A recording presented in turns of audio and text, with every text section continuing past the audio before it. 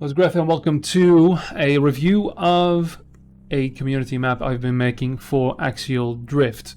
Quick disclaimer, this is made with M4 Auto Material, Ultra Dynamic Sky and World Creator 2. This is a work in progress, so this is to showcase concepts rather than be a viable map. But it might be, we just don't know because we haven't properly tested it yet. But this is anyway my spin on a potentially viable map for Axial Drift and the physics involved. So yeah, let's go towards the light and get into it. There we go. These plugins and these assets bought on the store are very incredible and make this thing look a lot more professional, a lot faster. And I'm also bad at skiing, just to know, just a note, as I'm still learning, and I still don't know my own map either, so I'm still learning the hills here. So one of the core concepts of this whole thing, as you can see, the physics of this game allow you to traverse quite impossible hills. So if you are used to smooth ski, you can also easily scale mountains just on foot. Why would you ever want to do that? But these might seem forbidding hills to somebody used to smooth ski games like TA or whatever. That is not the case here. I can very easily traverse these with a full pack of jets. So the core concept here is that you have these forbidding hills, those areas there, but you counter them with a hill-valley system that allows for the potential energy to build up. So you can see hard drop, gentle incline. And, well, gentle. It is, well, let's go over there and show you. It is still a job. So this is now a little easier because this is the scalable area, let's say. This, of course, also locks into plateaus. So the area where I was wasn't a high point. It is a middle point. So if I now use my jets to get up here, I'm not even this jumping. I easily get to the level there, and that's where the base was. And then we have these gentler areas. If I feather the jets, I won't fuck up this jump. There we go. So we have these more traversable areas, more traditional areas, and they interlock in between these hills.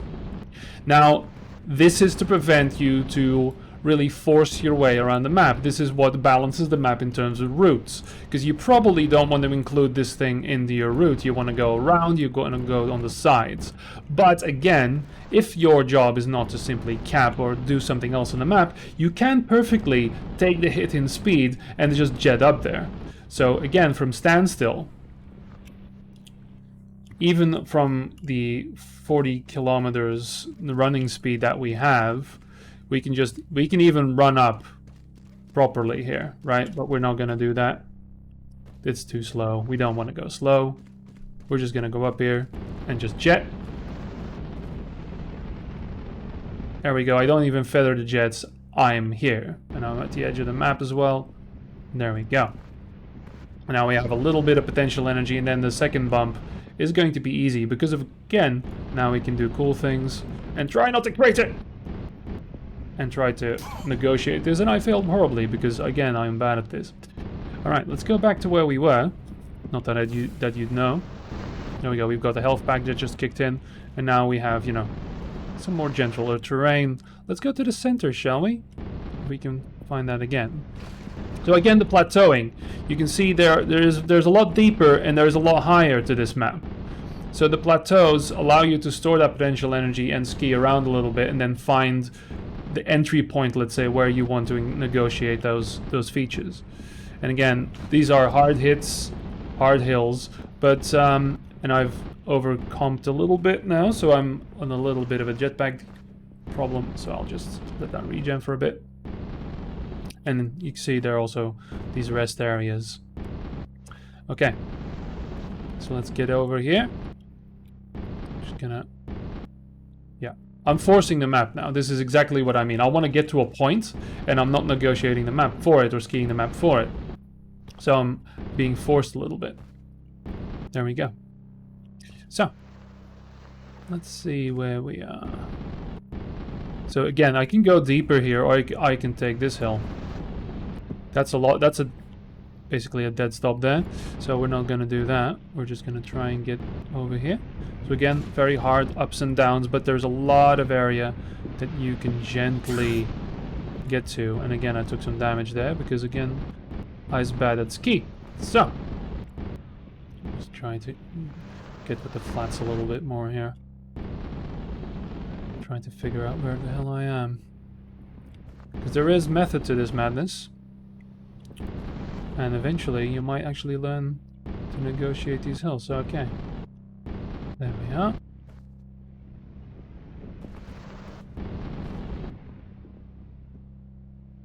Again, these are much higher cliffs because they're near the edge of the map and they sort of provide, again, a barrier. You're not really going to be here unless in some kind of strange clusterfuck manner.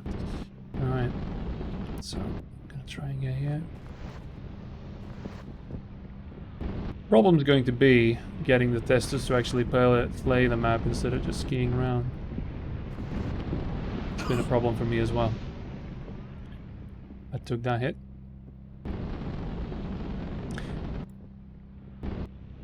Alright.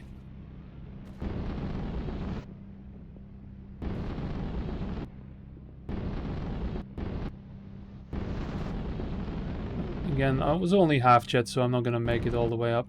That is of course included in the plan here. There we are. So what I wanted to show you guys here as well is a neat little trick. I'm just going to stop skiing here, come to a standstill. That you can see something peculiar about that little hill there.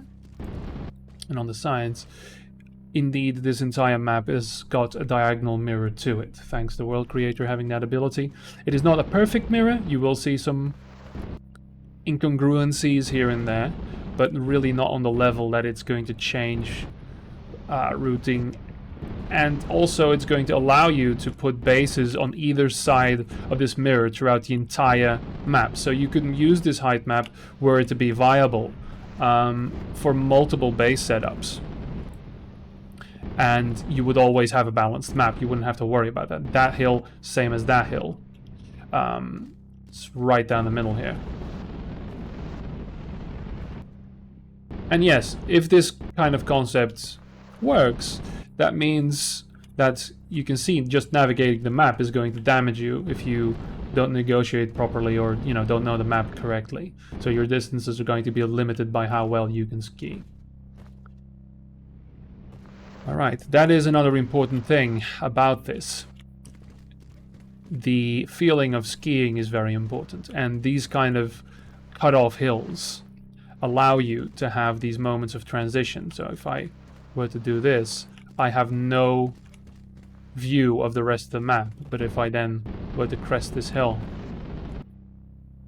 I suddenly see the entire map, or a very large portion of it. But again, there will be no point anywhere, even if you are on the highest hill, which sadly there is none, because they all cap, the highest points all cap out around the same area.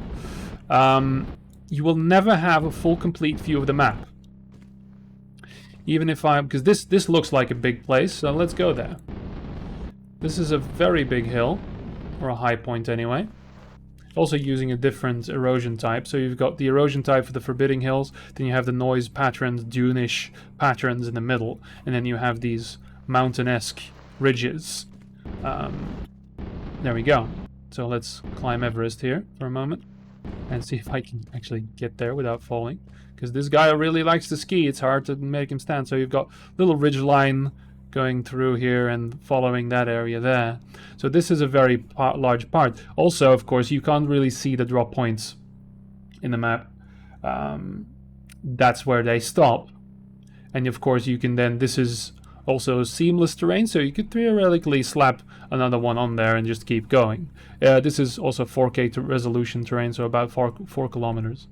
But again, my vision of the map is pretty good, but obscured by similar looking hills. So if there were to ever be a snipering involved, there would really not be a lot of optimal places. You can also see here the pit here. This is again near the edge of the map. So again, there are places you're probably not going to be able to ski. That is a bad idea. And that's where you balance the map.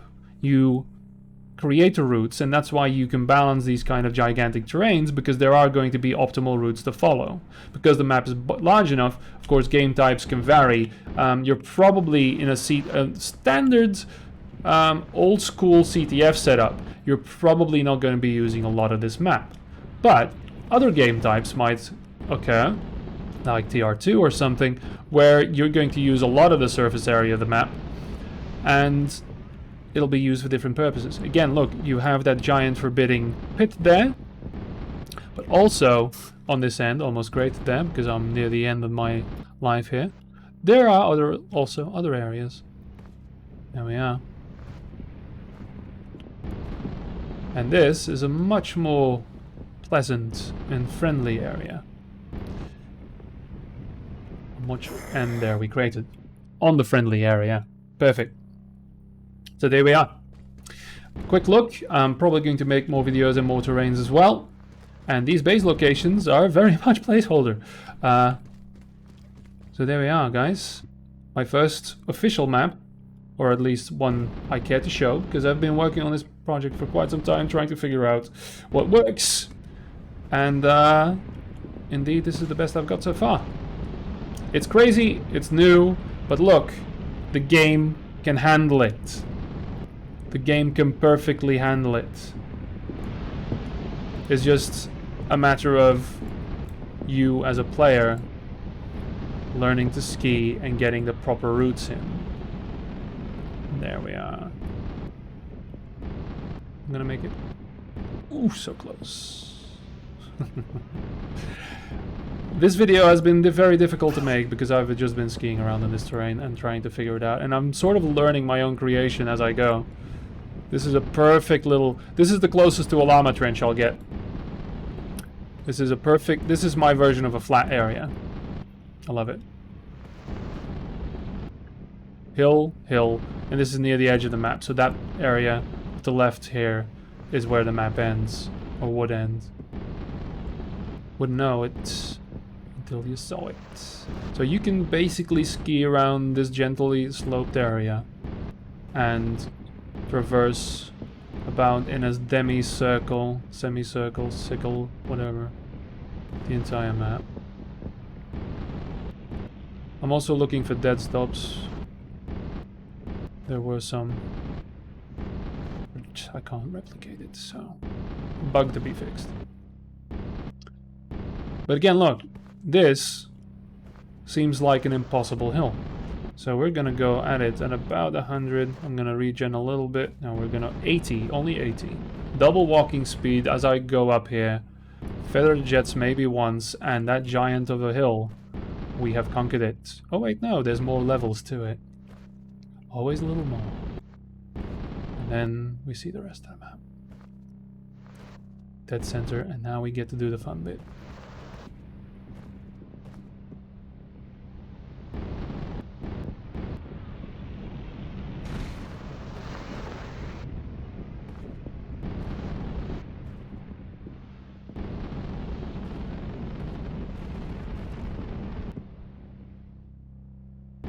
Lovely. I will note, yeah, you can see some tearing in the texturing because the auto material was literally slapped on this. I didn't do anything to the settings, this is all pure default, which is a credit to the plugin or the material.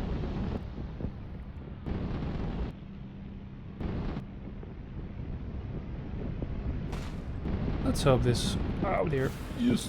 There's the health pack use mocking me. And again, you can get pretty high here as well if you do it properly and then realize what you've done.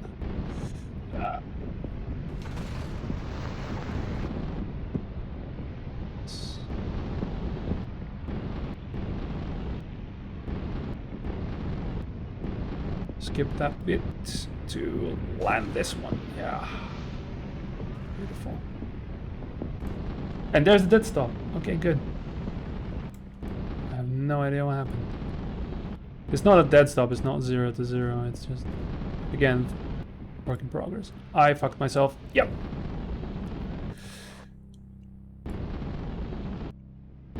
go. There's a base. I have no idea which one. I did mirror 2 bases on this map, but honestly, having a bit of a time. No, it's the red one. That's one we came from. Alright, we did the circle. Yeah, so I can make this a 2-hour video, but I'm not going to. Axial Drift coming soon, with completely and utterly insane maps like this, so are hopefully playable when other people are on it. Alright dudes, GG's. See you on the next one.